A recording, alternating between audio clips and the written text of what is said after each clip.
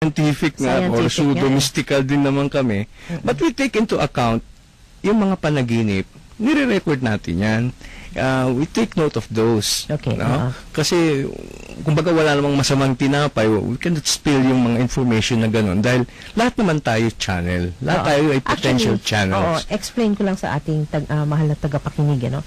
Kaya pag naginip, kasi it is a level wherein hindi ka pa pumapasok sa delta. No? Lalong-lalo na yun nasa alpha stage of yung nananaginip ka, o papasok ka pa lang, di ba? Diyan usually nagpaparamdam ang ibang dimension. Ang UFOs, we can say, is a different dimension. Kasi, di ba, iba yung kanilang existence, di ba? So, hindi sila maaring in between sila physical and the other dimension, May iba-ibang dimension na hindi natin ma-explain, So, kapag naka-alpha level of consciousness na tinatawag, doon pumapasok yung mga messages from beyond. Diba? So, itong aliens na ito, kapag tayo nasa state ng ganon, lalo na pag meditation, that is an altered state of consciousness, ASC, na nasa alpha level ka, doon ka nakakatanggap ng mensahe, di ba? So, kinukuha nyo rin yung mga messages nila. At anong sinasabi naman karamihan? Well, may mga na-encounter din kaming gano'n na kumukuha ng gano'ng message. Pero kung nababasa mo na sa internet yung sinasabi, medyo magdadalawang isip ka. Oo, alam mo, actually, sa internet kasi, ang internet masyadong maraming trash, maraming baggage. Garbage, no? Maraming hindi mo malaman, ginagawa lang for the sake of doing it. Marami nga may nakikita ko UFO ginagawang talagang Photoshop, talagang ina-alter nila, makikita mo talagang chini-change nila. Kaya mahirap talagang kumuha ng authentic Kahit yung mga ghost pictures na yan naayos na pero nahuhuli di ba? At saka yung ganitong panahon talagang maraming ibang dyan na mag-exploit dun sa mga inaasahang maaaring mangyari. Correct. Pero gaya nga ng madalas nating naririnig, ang ating destiny, ang ating kapalaran ay di natin piho.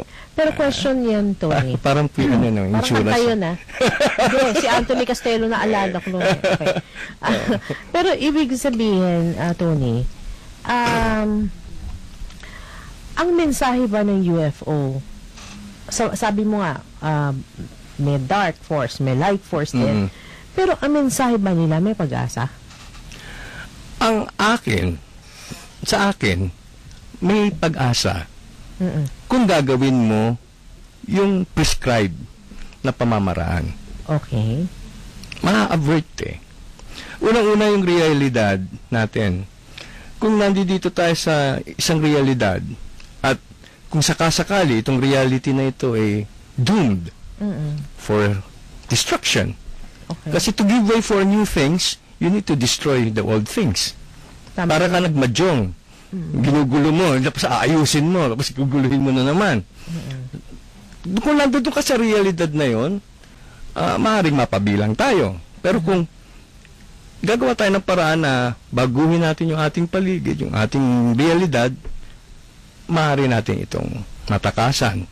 Kung sakali, mamumundok tayo. After 2 weeks, hindi mo alam kung ano nangyayari din sa realidad din sa baba. Baka pagbaba mo, ba't nagkaganito na? Hindi kami tinamaan sa taas dahil nandun ka sa ibang realidad. Ano pa ba ang nasa ating mga videos? Ano ba ang interesting? Napakita na ba natin yung UFO na video sa Pilipinas? Yeah, yan yung akin din. Sa iyo ito. Itong red UFO na ito. Yan. Ito yung isa sa mga kinakailangang tools, no? Para kung halimbawa mayroon mang isa sa atin dahil tayo umaasa o ini-anticipate natin ang magiging malaganap ang pagpapakita. Yan ba yung red UFO? Ng mga UFO sa atin, hindi lahat ng camera are capable. Hindi lahat ng camera ay capable to catch UFOs in action. Ano ba itong na yan? Flashing ba yan? Yan ba yung red UFO? I suppose it is, no? Yan yung red UFOs na ang gamit ng camera dyan ay is HD camera na. HD na. Kaya So, yung sa akin, kung hindi ako nag-night shot, hindi ko siya makakapture ng gano'n na kulay puti. Although na hindi yun talagang actual color nun, kundi reddish ang color. Pero dapat, di ba? Anong klaseng camera ba kung gusto mo talagang makakuha ng mga UFO? Yung aking gamit noon ay naka-night shot ako, tapos 220 times zoom, yung year, circa 2000 pa yon. Okay. Ngayon, kung HD, magandang quality, may night shot, makukuha mo siguro ng maganda yung UFO. Ayan, no? Anong camera yan? Yan yung aking kamerang gamit. Talagang Yan, noon pa yan, antigo na yan. Antigo nga. Antigo sige. na. Ayan. So, naka-night shot parang ang siya. laki, ha? Oo. Night shot siya. Parang museo, ha? Para Tataka ko kung bakit pinabili sa akin yan. Okay. Sige, ito nga, natin, itong UFO, opening, okay, sige. Sa alien pictures naman tayo. Ayan, Ayan, maganda ito. Tingnan natin ang mga alien pictures. Oo, pag ready na. Ako'y titingin sa monitor. Ayan, ano yan? Ito, talagang actual shot yan. Okay. Kuha ito dun sa kaninang, yung video natin na Philippine UFO sighting. Ito, pumasok ito sa screen na hindi ko namalayan. Kumbaga, yung spacecraft na yan, task ba? Ang iyong, Tony, yung iyong mic, nawala yan. I'm sorry. Yan. Yan, ito talaga actual shot yan na dumaan dun sa ibabaw ko. Ngunit ako naman, ang attention ko dun sa ilaw niyan dun sa likod. So parang naka-stealth mode itong spacecraft na ito. Ito na photoshop ko ito para lumiwanag lamang at para maging visible yung spacecraft which passed by above me, although hindi ako cognizant at the time nang kinukunan ko siya. Kung mapapansin nyo, kung palalakihin pa ho natin yan, may makikita ho kayong images na parang mga aliens mismo na nakaupo din sa labas. Doon ng saucer, nakasampa. Parang nakatambay lang sila doon sa labas. Nakatambay lang sila sa labas. Ayan, no? Ayan, palapit ng palapit. So sabi nung may nagtanong sa akin, bakit nasa labas sila at wala sila sa loob? Oo nga. No? Ay, hindi natin masabi yun dahil hindi naman sila tao. Hindi tayo tulad natin na kailangan nasa loob. Okay. Ayan, ano naman yan? Ayan ay actual din yan. Sa po? Hindi ba yan na Photoshop? Ano ba yan? In-enlarge, hindi. Konti siguro may adjustment kasi napaka-glaring yan eh. No? Makikita natin dito isang white craft na dun sa baba parang may cockpit ng eroplano, di ba?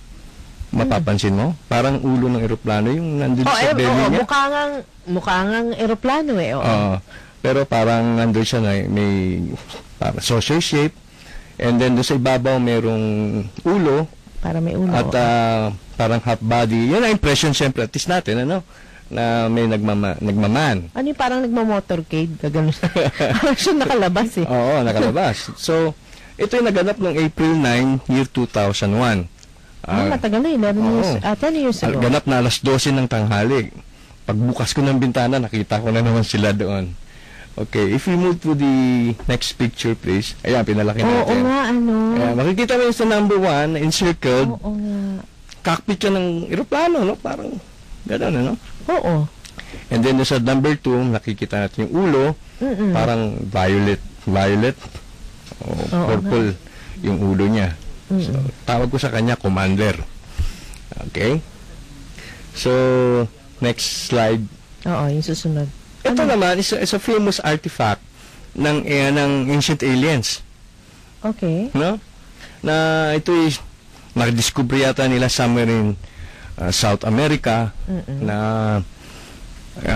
nakita nila yung artifact na yan at ginawang keychain ng ancient aliens. Kung bibili ka ng keychain na yan through ancient alien episodes. And then, kung ikukumpara natin nga dun sa kaninang hinighlight nating cockpit, magkahawig yata. Mukha nga, oo. Yung ulo, yan. Paki-move, meron akong dinikit dyan na yan. So, yan ang isa sa mga astonishing thing about it, no? Magkahawig sila. Para siya although na itong